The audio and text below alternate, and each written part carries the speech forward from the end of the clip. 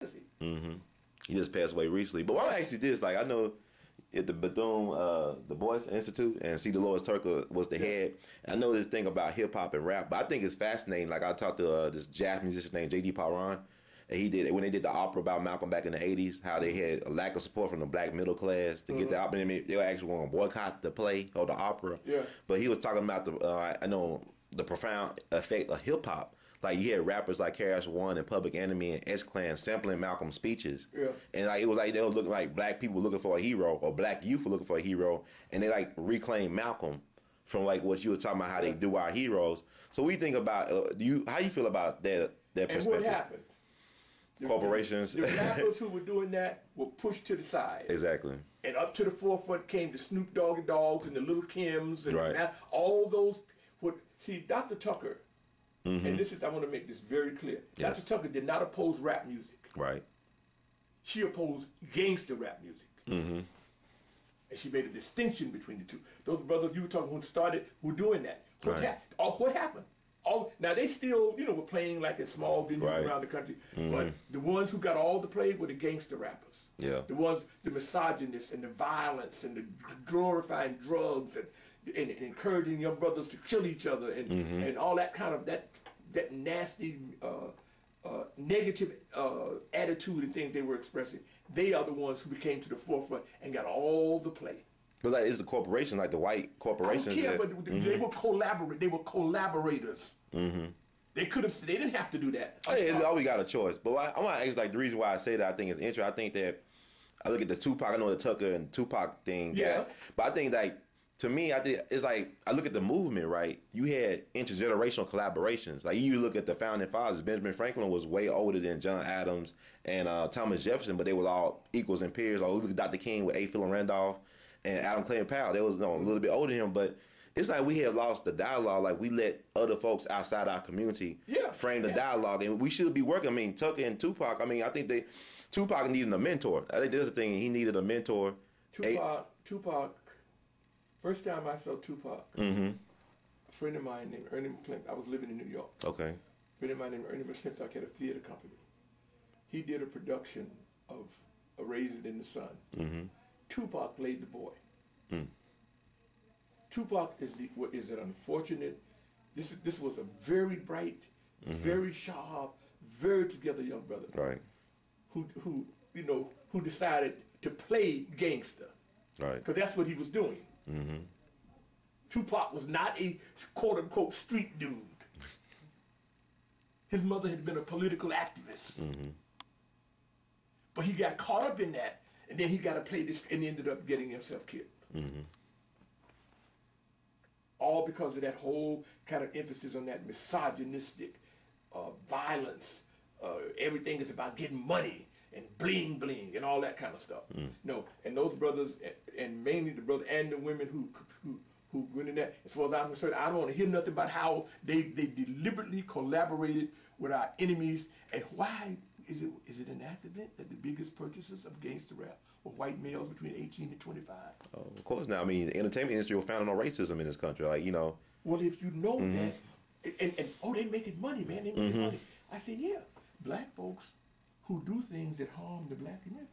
The biggest money makers of black folks in the early 1900s were the minstrel shows. Right. The people who put on the stuff and did all the, they made more money than anybody else. Hey, Burt Williams. It has always been the way to make. If you're gonna put down black folks and make, and act like, buffoons, you always better make money in this country.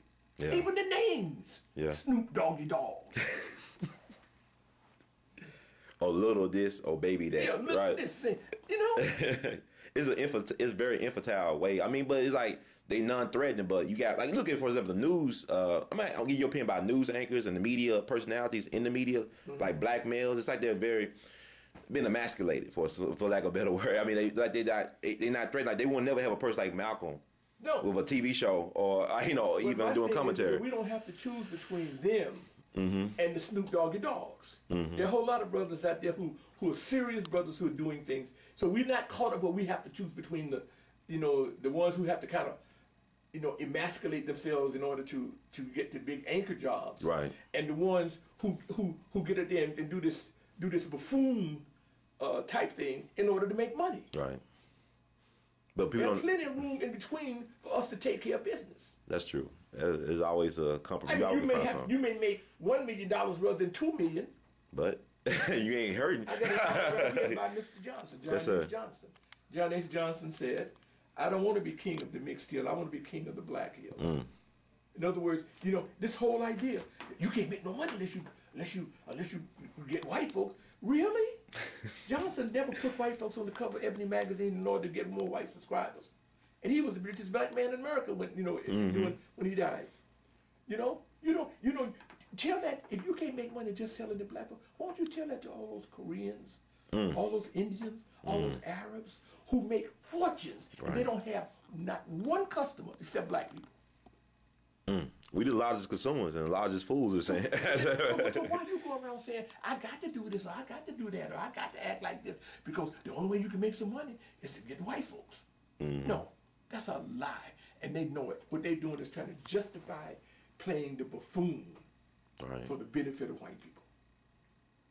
I'm sorry, I don't care what they say. And making money doing that, black folks been making money doing that since time immemorial. So there ain't no doubt why they can make the black folks in the early 1900s who made the most money were the ones in the minstrel shows. And as far as I'm concerned, the gangster rappers are modern day minstrels. White people look at them and laugh and be like Amos and Andy. They ain't nothing but Amos and Andy updated. Because they are no threat at all to the system. No threat at all. Now the early ones were, which is why they got them shoved to the side. Right. The ones who were using rap as a political weapon to raise people's consciousness and to do. I mean, when I first heard it, man, I was like, "Ooh, man, this is great stuff." And all of a sudden, those brothers were off to the back on the back burner, and the ones in the forefront were the ones talking about, "Yeah, I got to do this and the bling bling and with the crazy name." They were the ones up front, right, and who'd be giving all the play. It's not. This was done very, very deliberately.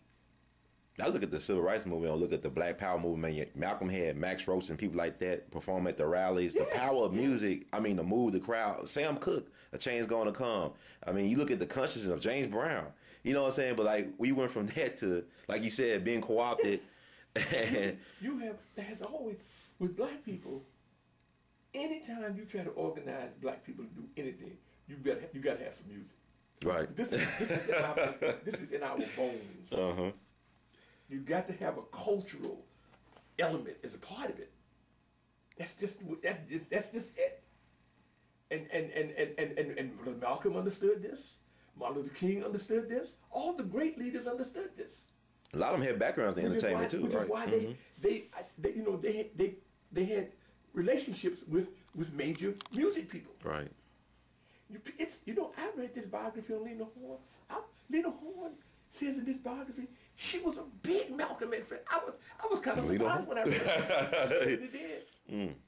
And she married a white man. I mean, I'm just saying, like you. She certainly did. Oh, wow. She said in this biography I read, she described when Brother Malcolm was assassinated, how she broke down in tears and cried.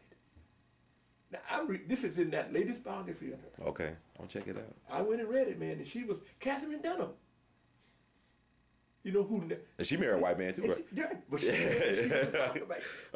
You see what I'm saying? So these people were like quietly. And Lorraine Hansberry too, right? I mean, they got it.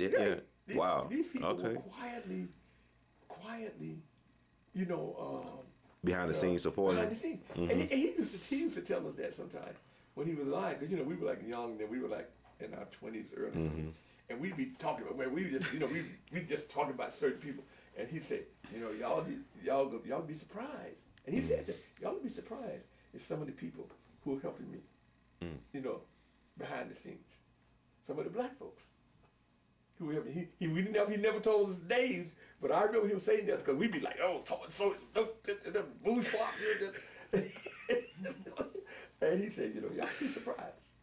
Y'all better be careful about some of these folks who y'all are, Wow. And you find this out, through the years. I began to find out that, all the, the underground people who were like, I know one of the biggest doctors in New York. I mean, one of the. Find out that his wife was one of major supporter of Brother Malcolm. Wow. But they, they were not out there, But everybody, it's different ways to fight a war. Like you look World War II, different theaters and fronts, right? That's what you have to have. That's what you have to have. But we such a visual people, like you said, we got to see it to believe it sometimes.